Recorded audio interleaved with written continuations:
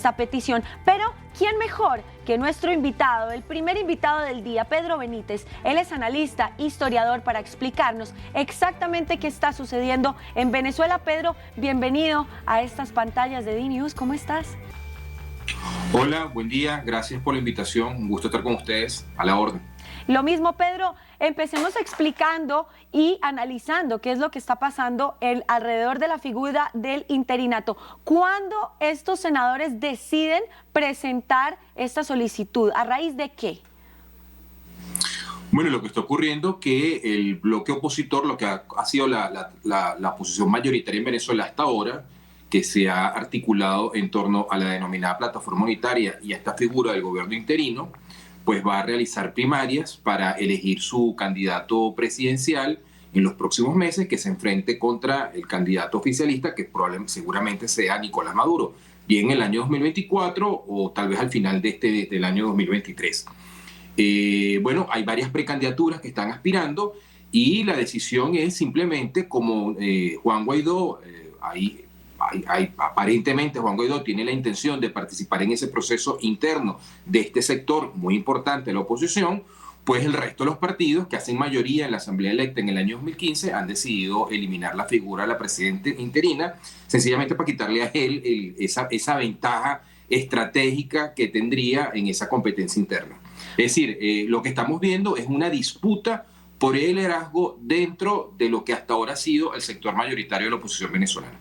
Bueno, ahora esa es la parte política del asunto. La parte económica, el manejo de fondos que tenía Guaidó, ¿qué va a pasar con eso una vez que se remueva la figura del interinato? Bueno, eso depende del gobierno de Estados Unidos, donde está el principal activo que es Citgo, y del gobierno del Reino Unido, donde están congelados unos, creo que son 1.200 millones de dólares en oro, que están parte de una disputa entre la figura del gobierno interino que hasta ahora ha representado Juan Guaidó y el gobierno de Nicolás Maduro. Esos gobiernos van a decidir si ellos reconocen o no esta decisión que está tomando los diputados de la Asamblea electa en el año 2015 y si se acogen a la figura de comisiones que ellos están designando para manejar esos activos. ¿Y qué dice Juan Guaidó al respecto? Más que dice obviamente que estas 48 horas van a ser difíciles y supongo que él no quiere salirse de esa figura, pero ¿qué ha declarado en las últimas horas además de esto? Bueno, lo que usted muy bien ha descrito, creo que lo ha resumido perfectamente bien. Lo que le ha dicho, que lo que uno puede entender de sus palabras, que está obviamente en desacuerdo con esa decisión. ¿Y cuál sería la figura que entraría a ocupar Guaidó una vez se apruebe esta solicitud de los senadores? ¿Usted cree que va a seguir en la escena política y va a intentar participar de nuevo, quizás desde un sitio no una presidencia interina, sino una candidatura oficial, por ejemplo? Sí, es probable, como le dije, esto es parte de una disputa que hay dentro de la denominada plataforma unitaria por la candidatura presidencial que van a elegir en primaria. Seguramente Guaidó va a ser candidato, creo yo, y probablemente, tal vez hay que esperar que las cosas se calmen un poco, ¿no? Hay mucho alboroto en las redes sociales, muchos comunicados, ha sido una disputa bastante fea en términos de puesta en escena, bastante desagradable para la mayoría de los venezolanos. Bueno, decir que los venezolanos en este momento están en Navidad, o están tratando de sobrellevar lo mejor que pueden estas fechas. Estamos en medio de una gran devaluación que ocurrió a principios del mes. Yo diría que la inmensa mayoría de los venezolanos simplemente son absolutamente indiferentes con esto que está ocurriendo y lo ven como una disputa dentro de un sector opositor. Pero digamos que dentro de otro sector, que creo yo que es minoritario, pero importante, que genera opinión pública, esto ha dado pie a mucho debate, sobre todo en términos de las redes sociales. Y la impresión que yo tengo, insisto, hay que esperar que las aguas se calmen en este sentido, es que esto le puede dar un impulso a Guaidó, paradójicamente, de cara a esa elección primaria. Pero todo eso está por verse, depende de cómo él haga uso o no de esta circunstancia. Hay una sensación que se genera a partir de las noticias que han surgido de las relaciones diplomáticas que ha tenido Venezuela y cómo ha arreglado, por ejemplo, la relación con Colombia, ahora España, que va a trasladar un embajador allí. Hay una sensación de que el gobierno de Maduro en cierta forma se está flexibilizando en tema de política, está empezando como a relajarse un poco. ¿Es así? Bueno, el gobierno de Maduro ha ocurrido del 2019 a esta parte un importante giro económico. No es el giro económico que uno quisiera, no es que ahora se ha convertido en Hayek o en Mises y ahora es un gobierno liberal, ¿no? Sino que, bueno, ha flexibilizado ciertos aspectos de su política económica, ha desmontado mucho en ese sentido del legado que dejó el expresidente Chávez, que tiene una visión de construir un modelo socialista siguiendo el ejemplo cubano. Se ha acercado al sector privado, ¿no?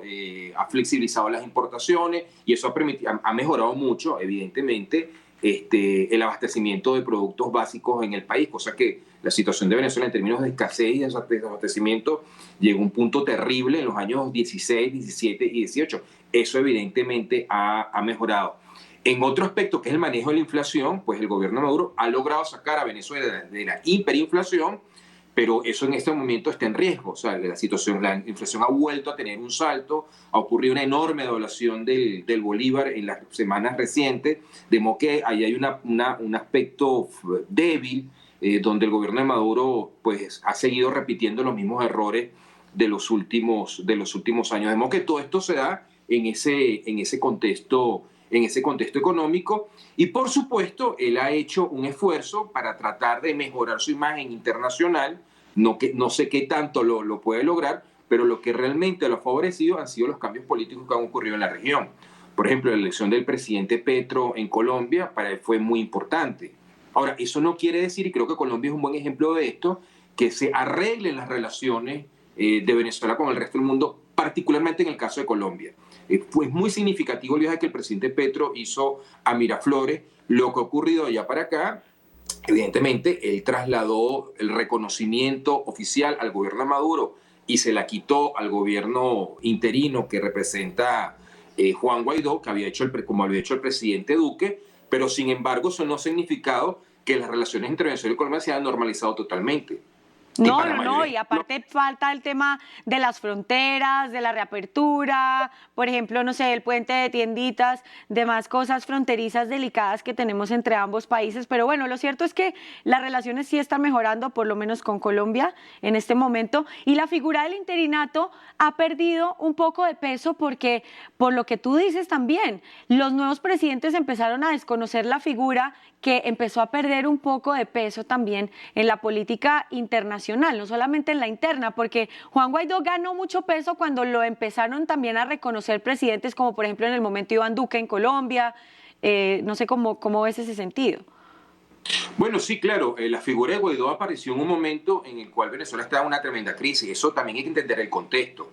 Él aparece en ese contexto, en un contexto en el cual el gobierno venezolano estaba muy desprestigiado internacionalmente por la tremenda represión que ocurrió en este país, sobre todo en el año 17, por la forma en que se dieron las elecciones presidenciales del año 18, que fueron desconocidas por la mayor parte de la comunidad democrática internacional, y en el momento peor de la crisis venezolana apareció la figura de Guaidó.